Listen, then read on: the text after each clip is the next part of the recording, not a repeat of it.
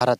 उत्तर प्रदेश में जैसे जैसे चुनाव नज़दीक आ रहे हैं, चुनाव की तारीख ऐलान हो जाने के बाद सभी राजनीतिक पार्टियां अपना अपना समीकरण साधने में जुट गई हैं।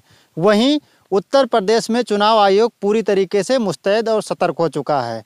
उत्तर प्रदेश के समस्त पुलिस अधीक्षकों एवं जिला अधिकारियों को शासनादेश जारी कर दिया गया और सारे अधिकारी बिल्कुल पूरी तरीके से मुस्तैदी से काम कर रहे हैं। उसी कड़ी में आज मुजफ्फरनगर में पुलिस अधीक्षक की अगुवाई में छापेमारी की गई, जहां पर 3 अवैध शस्त्र बनाने वाले अभियुक्तों को गिरफ्तार कर लिया गया है।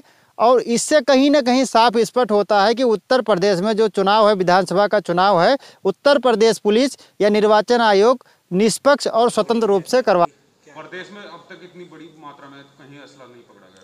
देखिए, ये जनपद मुजफ्फरनगर में थाना कोतवाली और सीओ सिटी थाना प्रभारी और क्या कहते हैं जनपद मुजफ्फरनगर की पुलिस के द्वारा एक बहुत बड़े गिरोह का आज गिरफ्तारी करी गई है। और इसमें अभी हमने 3 लोग गिरफ्तार किए हैं, जिनसे 131 से अधिक हमने असले बरामद किए हैं अवैध, जिसमें असले हैं, तमंचे हैं, जिसमें पौनियाँ हैं, जिसमें राइफल्स हैं, मस्कट्स हैं और उसके अलावा कारतूस हैं। और जितना भी आपका सामान होता है फैक्ट्री को बनाने के लिए, जो औज़ार होते हैं, जो इनके छेनी, हथौड़ा, उसके अलावा मशीन्स, उसके अलावा अन्य छोटे मोटे औज़ार, वो सारी चीज़ें इनसे बरामद करी गई हैं।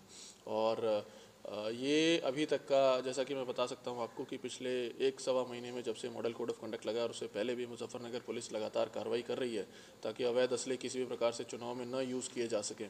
हम लोग 10 फैक्ट्रियों में 154 असले पकड़ चुके हैं।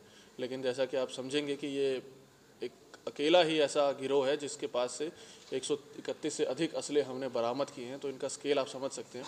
और क्योंकि अभी उत्तराखंड में भी 2nd फेज़ में चुनाव है और वेस्टर्न यूपी में 1st और 2nd फेज़ में चुनाव है, तो उन सबको देखते हुए ये बड़ी तादाद में इस काम को करने का प्रयास कर रहे थे ताकि इनकी सप्लाई जो है वो इन सभी जगहों पे यूज़ हो सके। तो उस सब को निष्क्रिय करते हुए, इससे पहले कि ये उसको लार्ज स्केल पे कहीं सप्लाई को प्रोवाइड कर पाते, मुजफ्फरनगर पुलिस ने इस पूरे गिरोह को, पूरे रैकेट को पकड़ा है। और इनके पास से हमें कुछ इंटेलिजेंस और इनपुट्स मिले हैं, जो कि छोटे और ऐसे ग्रुप्स हैं जो इस प्रकार का काम कर रहे हैं। तो आप देखेंगे कि अगले कुछ दिनों में उनके विरुद्ध भी मुजफ्फरनगर पुलिस कार्रवाई करेगी। कब से फैक्ट्री संचालित थी और कितने तमंचे बेच चुके हैं? देखिए, इनका जो पुराना रिकॉर्ड है, जो जो इन्होंने सप्लाई किया है, वो सारी चीज़ें हमारे इन्वेस्टिगेशन के अधीन हैं। वो सारी चीज़ें हम आपको विद ड्यू टाइम डिस्क्लोज़ करेंगे जब हम उन पर कार्रवाई कर लेंगे। जिन लोगों को इन्होंने अभी तक असला सप्लाई किया भी है, चाहे इन्होंने डायरेक्टली किसी व्यक्ति को सप्लाई किया हो, चाहे किसी छोटे व्यक्ति को जो असले सप्लाई का काम करता हो उसको किया और उसने किसी से आगे से लिया हो, उन सारी चीज़ों पे हमारी इन्वेस्टिगेशन अभी चालू है।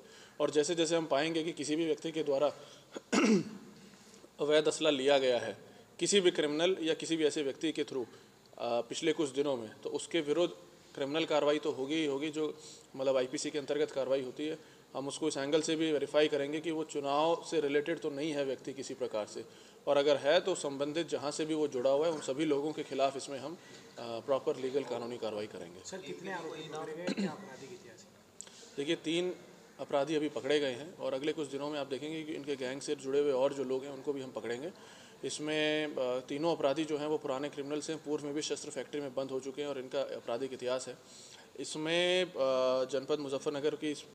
कैमरा पर्सन संतोष कुमार के साथ मैं अमरेश प्रजापति।